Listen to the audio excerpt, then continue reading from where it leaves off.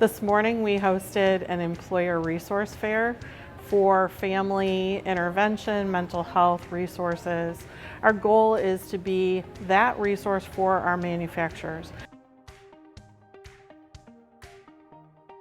We're here today as we understand that across multiple industries, there are employees who are struggling or finding, opportunities for burnout or a state of overwhelm or their own, personal distress when it comes to balancing their roles as parents as well as employees and making sure that their performance at home and at their work site is really meeting the needs of everybody involved.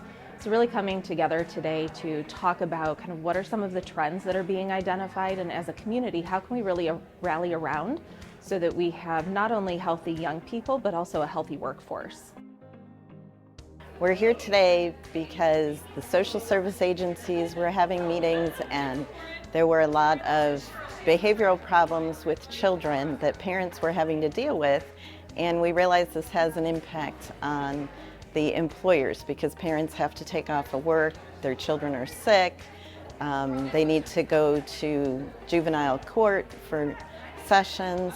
So we thought about having resources that we could provide to families to bring them into the manufacturing companies.